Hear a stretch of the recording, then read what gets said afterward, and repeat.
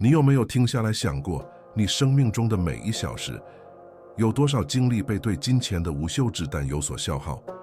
你是否曾在打开银行应用程序时感到威力大减？那个地狱的声音说，你永远不够，你总是在赛跑中落后。你感觉自己是财务命运的主人，还是一个被账单无法实现的目标，以及与他人看似完美生活的无声比较所束缚的努力？这种持续的不安，这种害怕失去辛勤所得的恐惧，将对安全的追求变成了一座监狱。注定的重点线似乎在你每走一步时都变得更远，让你筋疲力尽，并质疑所有这些努力的目的。在这场数百万人在头脑中进行的无声战斗中，你并不孤单。你成了现代的努力，一个金色的囚徒。你的内心平静和幸福成了屏幕上数字的认知，随着市场和经济不可预测的超起超落而上下波动。你生命的大部分时间都致力于追求金钱，不是作为生活的工具，而是作为目的本身，是所有问题的唯一解决方案。你暗中相信一个危险的幻想：如果我拥有更多，一切都会解决。这种信念将你困在一个恶性循环中，为了购买你不需要的东西而筋疲力尽的工作，为了给你不喜欢的人留下印象，为营造任何物质获取都无法填补的空虚。你生活在一种持续的反应状态中，每一条经济新闻，每一笔意外开支，都有能力夺走你的冷静，决定你的情绪。但如果我告诉你有一条出路呢？不是一个致富的魔法共识，而是一本恢复你主权的指导手册，让你成为自己的主人，无论你的账户余额如何。今天你不会学到如何积累更多，而是如何减少欲望。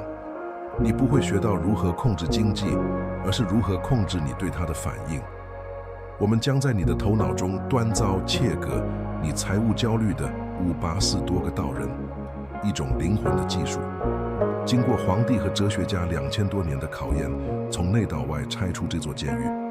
如果你准备好停止做金钱的努力，开始建立一个不可动摇的内在堡垒，请和我在一起。你的独立宣言现在开始。订阅频道并评论你从那个城市或国家开始这段路程。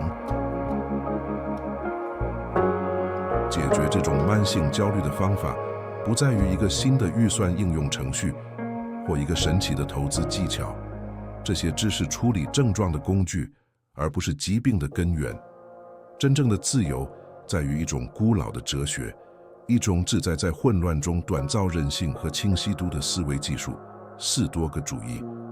但请忘记一个对世界漠不关心的失掉老大爷的形象，把士多个主义想象成人类思维的操作系统，一本实现个人主权的指导手册。他不否认金钱的重要性，相反，他把它放在应有的位置，把它从一个专横的主人变成一个顺从的仆人。我们在这里要做的就是将这个系统安装到你的头脑中，这样你就可以把金钱当作它本身就是一个强大的工具来使用，而永远不被它所用。这种转变的核心支柱是你与金钱关系的有力重塑。对士多个派来说，金钱既不好也不痞，它属于一类被称为可取的无所谓之物的东西。这是什么意思？这意味着是的，拥有健康比生病好，有朋友比孤独好，有资源比贫困好。然而，这些东西是无所谓的，因为它们没有任何力量轰击最重要的东西：你的品格、你的美德和你的内心平静。你的安住，你成为一个好人的能力，是卖不来也买不掉的。因此，目标不是物质财富，而是财务主权，一种不可动摇的精神状态。你的冷静不随时场波动，你的自尊不与你的净资产挂钩。这不是一个新颖或推测型的想法，它是在罗马帝国的烈火中锻造出来的智慧，有相同之一之世界的皇帝马克、奥勒留和罗马最富有的人之一塞涅卡这样的人事件。塞涅卡在他的心中以尖锐的清晰都警告我们，不是拥有很少的人贫穷，而是渴望更多的人贫穷。这句话是关键，贫穷不是你银行账户的状况，它是你头脑的状况。理解了这一点，你就不再是别人游戏中的玩家，而是自己满足感的建筑师。你开始建立一种任何人都无法从你这里夺走的财富，你灵魂的安住，你的内在堡垒。我们将从这个基础上开始运作。第一把道人最锋利、最根本的一把，是控制而分发的道人。想象一下，你的头脑是一个花园，在这个花园里，有些东西你可以直接培育，你的思想、你的行动、你的判断、你的反应。在这个花园的围墙外，咆哮着一场不可预测的风暴。全球经济、他人的决定、股票市场、意外的危机、别人对你成功的看法，产生你所有财务焦虑的致命错误，是试图控制外面的风暴。你花费宝贵的精力对着风大喊，试图预测雨的方向，而你的内心花园却被一起充满了担忧和恐惧的杂草。因此，主权者的第一个时间是在你的意识沙滩上划清界限，并将你所有的力量集中在你的围墙之内的东西上。这里的内部冲突是巨大的，因为我们被条件化地相信外部控制是权力的同义词。社会教我们追求对结果、对晋升、对利润、对他人看法的控制。你的头脑默认情况下拼命地抓住它可以住在不可控制之物的幻觉。他沉迷于查看经济新闻、滚动信息流，看别人正在取得什么成就，为未来创造在男性的情境。每一次控制不可控制之物的尝试，都是能量的泄漏，是你内在堡垒基础上的裂缝。这就是为什么你感到如此疲惫。你不仅仅是在你的工作中工作，你正在对现实的本质发动一场不可能的战争，一场你永远无法赢得的战争。这把道人的实际应用现在开始，通过一个基金的观察练习。想象你此刻最大的财务担忧，是害怕被解雇吗？通货膨胀的上升，一项投资表现不如预期。现在拿起这个担忧，用外科医生的冷酷来解剖它。分次变量，这里面什么是100%属于你的？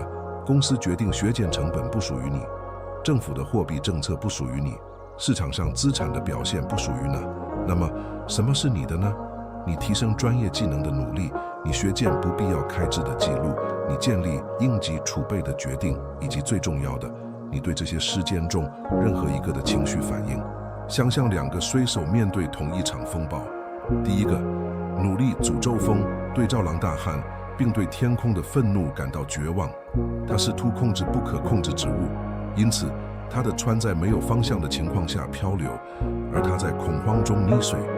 第二个，斯多葛牌，接受风的本来面目，他不会浪费1秒钟的精力去抱怨风暴，相反，他将所有的注意力集中在他唯一能控制的事情上，调整饭和穿得多。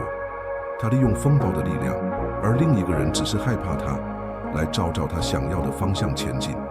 你就是那个水手，经济是风暴，你的财务是船，你的行动和反应是多和反。因此，这第一点的结论是焦点的彻底转移，停止做一个试图预测风暴的业余气象学家，开始做一个加强你的船的狩猎船长。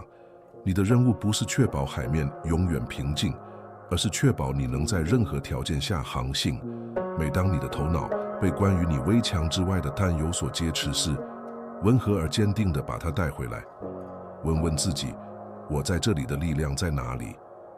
力量从来不在于改变外部事件，而总是在于选择你的内部反应。通过时间这一点，你不会变得被动，你会变得不可战胜。现在我们来看第二把道人，一件对抗财务按着最阴险敌人的强大武器，用不满足的欲望充足的道人。我们生活在一个宣扬更多福音的文化中，更多的成功，更多的财产，更多的认可。重点先总是在你所在位置的前一步。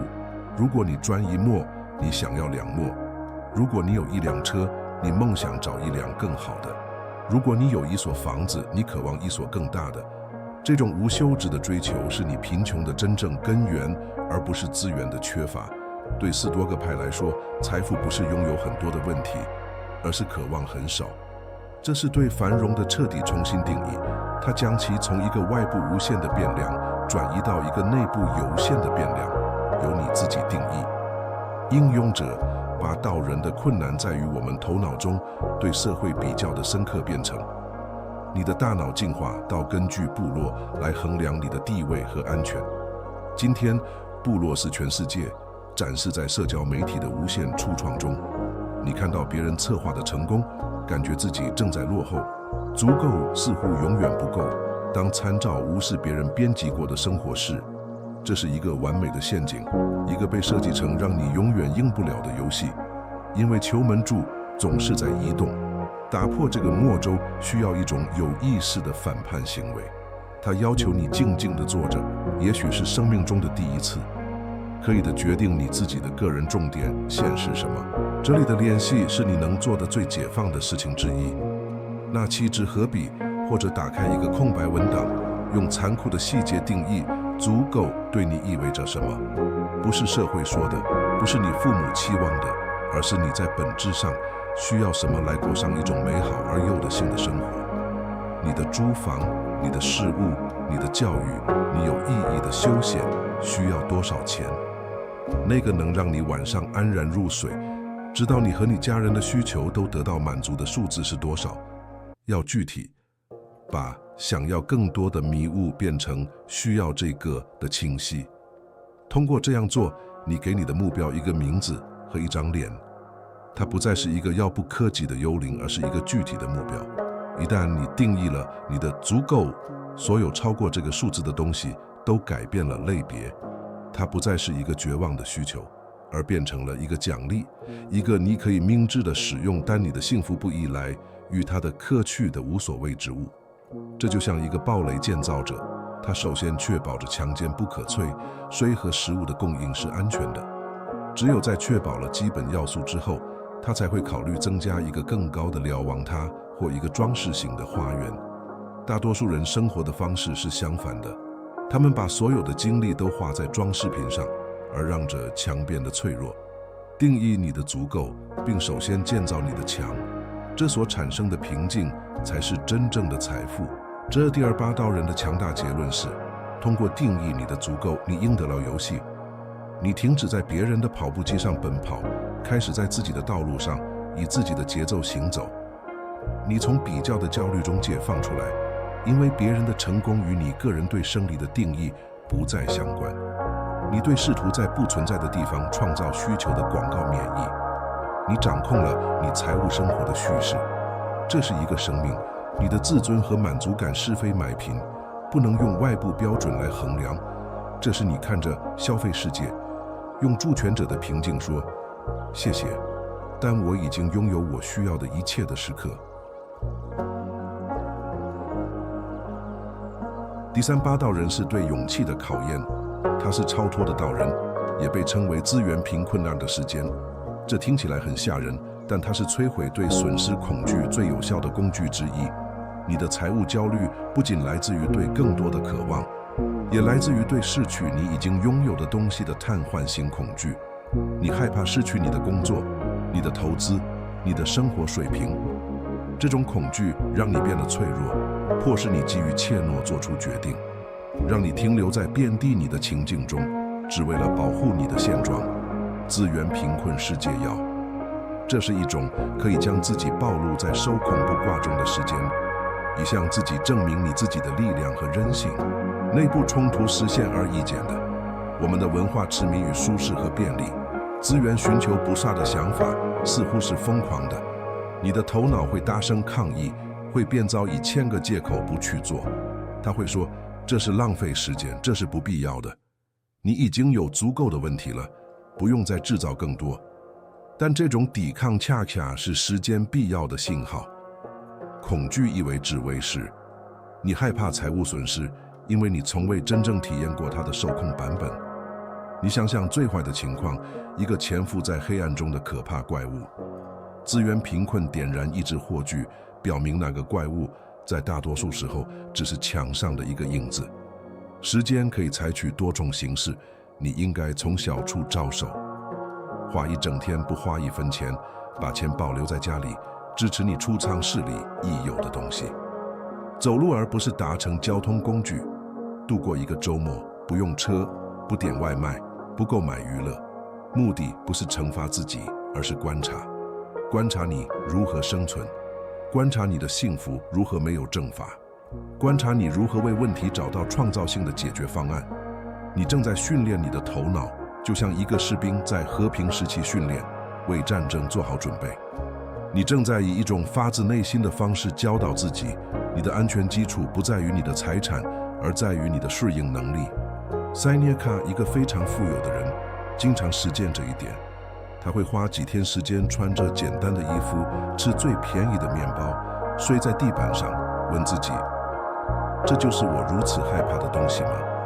通过这样做，他给自己接种了对抗损失恐惧的疫苗。他知道，如果他失去一切，他仍然拥有自己，他的头脑，他的推理能力，他的美德。这种确定性给了他在世界上勇敢行动的巨大自由，向权力说真话，基于智慧，而不是恐惧做出财务决定。他的内在堡垒不是用他拥有的黄金建造的，而是用他可以没有他也能生活的证明来建造的。他可以欣赏他的财富，而不被他奴役。结论是，世间的超脱不会让你贫穷，它让你刀枪不入。它切断了将你束缚于财产的恐惧锁链。每一次你时间资源贫困，你都在你的内在堡垒的墙上多放一块砖。你想自己证明，你的幸福和生存来自内部，来自你的人性，而不是来自外部，来自你的银行对账单。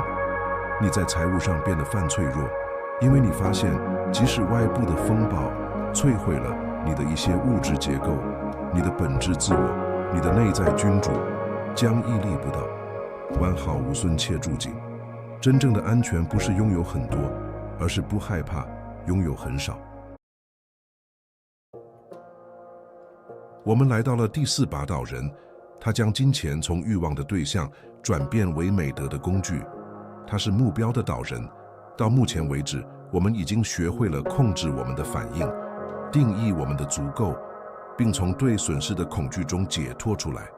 但是在斯多哥的观点中，金钱究竟是用来做什么的呢？如果它不是幸福的源泉，它的功能是什么？答案简单而深刻：金钱释然了。它是一种资源，当明智的使用时，可以为表达你最好的自己提供动力。它成为在世界上实践美德的工具。主权者不再问金钱能为我买什么，而是问我如何使用这种资源成为一个更好的人。应用者把岛人的困难来自于消费社会交给我们的内在自私。我们被这样的信息轰炸：金钱是为了满足我们，给我们快乐，让我们超越他人。焦点总是在我身上，我的舒适，我的地位，我的欲望。将这种观点从接受转变为一个人贡献，是你能实现的最具革命性的行为之一。它要求你超越自己眼前的需求和欲望，将你的财物是为你品格的延伸。花费或投资的每一块钱，都成为关于你是谁以及你最深层价值观的生命。开始通过这个新的视角来看待你的钱，你如何用它来变得更公正？也许是想向生产者支付一个公平的价格，而不是总是寻求最大的折扣。你如何用它来变得更勇敢？也许是投资于你自己的教育，以吃开一份正在扼杀你灵魂的工作。你如何用它来变得更有价值？通过时间有意识的消费和避免浪费。你如何用它来变得更明智？购买挑战你观点的书籍。当然，你如何用它来帮助他人？帮助一个家庭成员，捐赠给你相信的事业，支持社区。金钱不再是目的本身，而成为实现一个更大目的的手段，过一种道德卓越的生活。这并不意味着你应该像僧侣一样生活，捐出你所有的一切。记住，金钱是可取的无所谓之物，它是有用的。照顾好你自己的安全和你家人的安全，也是一种美德，一种责任的行为。问题不在于数量，而在于意图。一个人可以花10块钱为正在经历困难时期的朋友买杯咖啡，这个行为的德性价值可能比一个以貌富翁为获得公众认可而捐赠巨款还要多。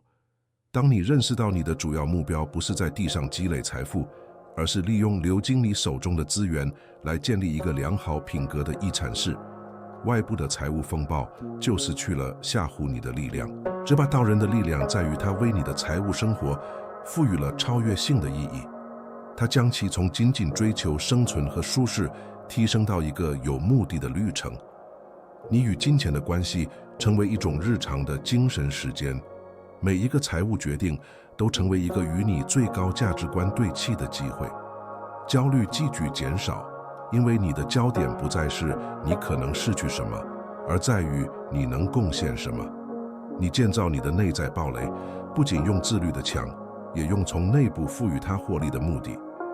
你成为一个建筑师，使用世界的资源，不是为你的自我建造一座陵墓，而是为你的原则建造一座灯塔。最后，我们来到了第5把，也是最后一把道人。他将所有其他道人练习在一起。他是堡垒的道人，承认你最大、最宝贵的资产不在你的投资组合中，不在你的房产中，也不在你的银行账户中。你最大的资产是你的头脑，你的推理能力，你的内在城堡。到目前为止，我们讨论的一切，控制的二分法、种族的定义、超脱和目的，都只是建造和加固这座城堡的蓝图和材料。现代努力犯的错误是花一辈子时间擦亮砖块、金钱，却让基础本身、头脑开裂和崩溃。这里的冲突是微妙但强大的。现代社会将外部投资置于一切之上。我们从小就被教导要投资于我们的事业、金融资产、外表、人际网络，所有这些东西都是外在的一手风暴影响。很少有人强调内部投资，培养智慧，加强品格，训练注意力，实践情感人性。花时间阅读、反思、冥想、写日记，在一个松扬、持续忙碌的世界里，常常被视为奢侈或浪费时间。点到这个有限顺序，是成为自己真正住在的最后一步。皇帝马克·奥勒留，他那个时代世界上最有权势的人，在他的沉思录中写到了内在避难所的概念。他说，当世界的混乱变得难以忍受时，他可以随时退回到自己的头脑中，找到完美的住境。他不需要下工或相见别墅，他的避难所是辨析的、坚不可摧的，并且随时可用。这是你应该最努力投资的资产，花更多的时间和精力来加强你的智慧和品格，而不是去追踪任何股票的报价。一个投资组合可以归零，一个训练优秀的头脑在任何风暴中都是一个安全的港湾。把你的资源、事件和金钱想象成虫子，你可以把它们全部冲在外部的土壤里，那里会遭受干旱、害虫和洪水。或者你可以选择把最好的种子种在你自我意识的非我土壤里。你读的每一本哲学书都是一项投资，每一个小时的安静反思都是一项投资，每一次你选择冷静的回应，而不是爆炸性的反应，你都在加强你的内在城堡。这项投资的回报不是用百分比来衡量的，而是用内心的平静、人性和自由来衡量的。这是一种在整个生命中复利的回报，任何经济危机都无法媚受。最后的结论是，你是你堡垒的建筑师，金钱只是众多建筑材料之一，而且远非最重要的。将一切连接在一起的砂浆是你的记录，一切来意建立的基础是你的哲学。停止如此担心你拥有的材料数量，而专注于你的建筑质量。一个建在智慧岩石上的小棚屋能抵御任何风暴，而一个建在无知和恐惧沙滩上的宫殿，会在第一阵风吹来时倒塌。投资于你自己，投资于你的头脑，因为当你有一个内在的堡垒时，无论外面发生什么，你都是富有的，你就是你自己的主宰。你开始看这个视频是一个金色的囚徒，被焦虑束缚，为人置于环境。现在你手中掌握着建造你自由的地图和工具。这580多个道人不仅仅是理论概念，他们是行动的号召。是要请你成为你内在堡垒的建筑师，你自己的主宰。知识本身如果不被锻造成日常实践，是无用的。从努一到主权的旅程，并不会随着这个视频的结束而结束，它现在就开始，随着你第一个有意识的应用所学知识的决定。从今天起的每一个选择，都是你为你的城堡增添的一块砖，或者是你允许在你的墙上出现的一道裂缝。转变不是一个时间，而是一个过程。你的下一步是最重要的。一个主权者的第一个决定是宣布他的独立，不是对世界，而是对自己。这是一种承诺行为，是在沙滩上画下的一条线，标志着救我的结束和新我的诞生。因此，我希望你不仅仅是关闭这个页面，我希望你巩固你的意图，使用下面的评论区作为你第一个联系的竞技场，用我的注定是误解的这句话作为你对金钱主权的第一次，也是最强有力的生命。这不是给算法的评论，这是与你更强大版本的合同。当你写下它时，你是在向自己确认你的安主不再出售。如果这条信息与你产生共鸣，点赞以加强我们主权思想的军队，并订阅以及虚拟的训练。最后，如果你已经看到了这里，你已经证明了自己与众不同。